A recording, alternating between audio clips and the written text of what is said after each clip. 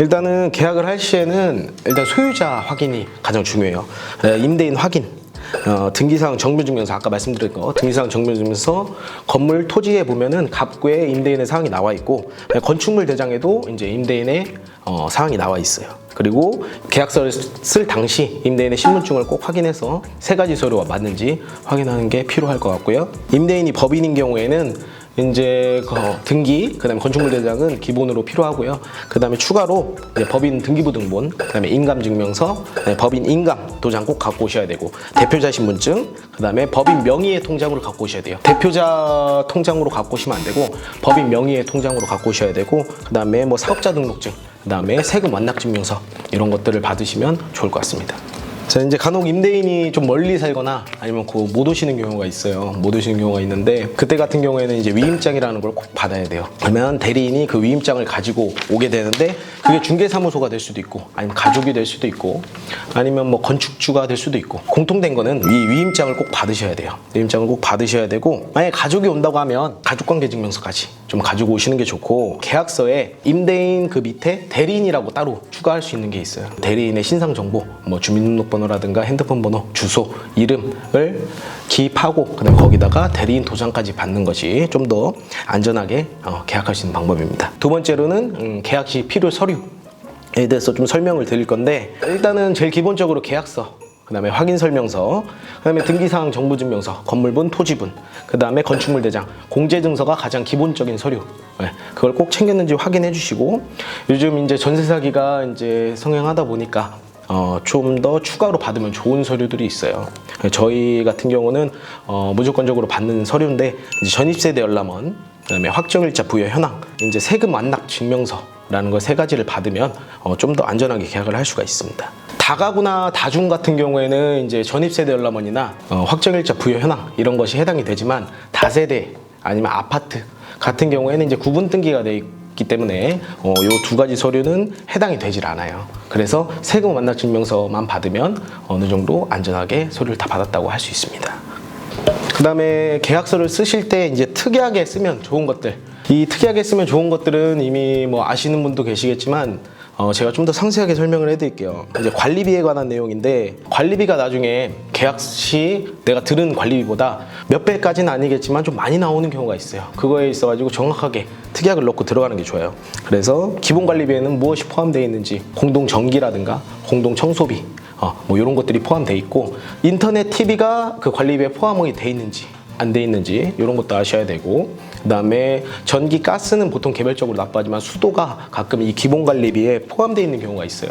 그래서 그런 것들도 상세하게 확인해 주시면 좋을 것 같습니다. 가장 이제 좀 많이 싸우시는 게 이제 퇴실 시 청소비.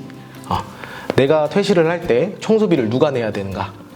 들어오는 사람이 내야 되는가, 나가는 사람이 내야 되는가에 대한 이런 분란이 많아요. 그래서 요거 같은 경우는 다음 세입자를 위해 내가 쓴 만큼 청소비를 부담하는 게 그의 원칙으로 하고 있고, 이거 같은 경우는 나가실 때 그 주택, 집의 상황에 따라서 주택관리업체가 이제 부과를 해주시기 때문에 얼마 정도 나온다라는 걸 정확하게 명시하고 가시는 게 좋아요. 또 마지막으로 넣으면 좋은 특약이 이제 내가 잔금 치르기 전까지 추가로 근저당을 설정하지 않겠다라는 특약을 넣으면 좋습니다. 만약에 내가 확정일자, 전입신고, 내가 대항력이 발생하기 전에 다른 저당권이 들어오게 되면 내 순위가 밀려나기 때문에 나중에 문제가 될 수 있습니다. 그래서 그 특약을 꼭 넣어야 안전하게 할 수 있습니다.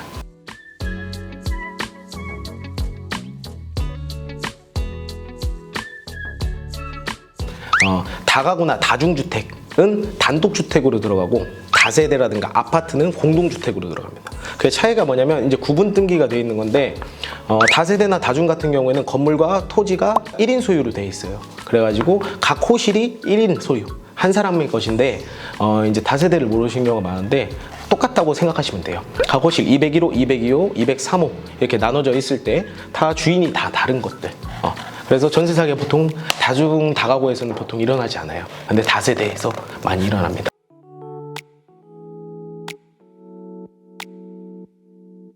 이제 등기를 한 번 더 확인하시는 게 좋아요. 그래서 잔금 치르기 전에 등기를 한 번 더 발급해서 인터넷 등기소에서 발급을 해서 내가 계약할 당시에 등기와 비교를 좀 해보시는 게 좋아요. 소유자는 바뀌지 않았는지, 근저당권이 더 들어오진 않았는지 그런 거 확인하시면 좋고, 그 다음에 이제 전입신고와 확정일자를 언제 해야 되는가에 대해서 조금 궁금해하시는 분이 많으실 거예요. 근데 제 생각에는 전입신고는 사실상 잔금을 치르고 해도 상관이 없어요. 근데 확정일자 같은 경우에는 계약서 작성 시에 바로 해당 동사무소로 가서 확정일자를 받으시는 게 좋아요. 왜 그러냐면 나중에 이제 그러면 안 되겠지만 이제 이 집이 경매에 넘어갈 경우에는 확정일자 순위에 따라서 내가 배당을 받는 순서가 다르기 때문에 확정일자는 최대한 빠르게 받는 게 좋다고 저는 생각합니다.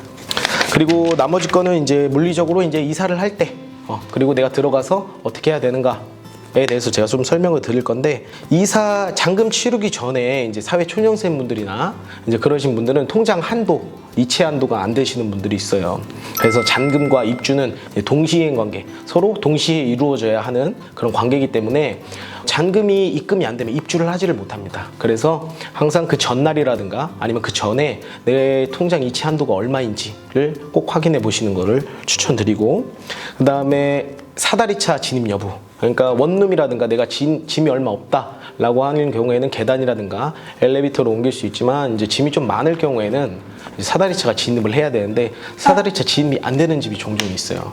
이거 같은 경우는 사실상 중개사 분들께서 신경 써주시기가 어려운 부분이기 때문에 본인이 꼭 직접 이사업체라든가 이런 데 전화하셔가지고 사다리차 진입을 할 수 있냐를 확인하셔야 되고, 제일 좋은 거는 임대인한테 전화를 해서 나 사다리차를 쓰고 싶은데 진입이 되냐를 꼭 알아보시는 게 좋습니다.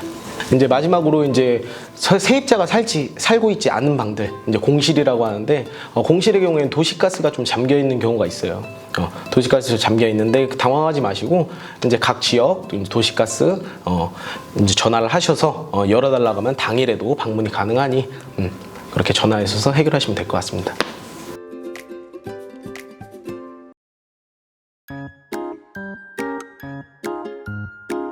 이게 금액대별로 다르다고 하는 거는 다 아실 거예요. 근데 이제 제일 중요한 거는 이제 초과 보수를 받으면 안 된다라는 것만 좀 인지하고 가시면 될 것 같아요. 그래서 지금 각 지역, 서울도 다르고 대전도 다르고 각 요율이 다 다르기 때문에 네이버에 중개 수수료라고 치시면 거기 내가 사는 지역을 선택하실 수 있고, 내가 전세냐 월세냐 매매냐라는 걸 선택하실 수 있고, 그 밑에 금액을 적는 란이 있어요. 금액을 적으면 자동적으로 계산이 돼서 나오기 때문에 내가 계약한 중개사무소가 수수료를 더 받았는지 아니면 덜 받았는지 그런 거를 최종적으로 확인할 수 있습니다.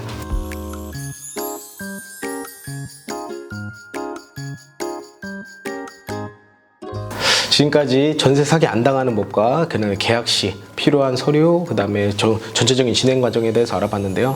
여러분들이 이런 거 개인적으로 알아볼 때 좀 귀찮으실 수도 있어요. 근데 보증금을 지키기 위해서라면 조금 꼼꼼하게 확인하셔가지고 그런 불미스러운 사항이 없길 바랍니다. 네.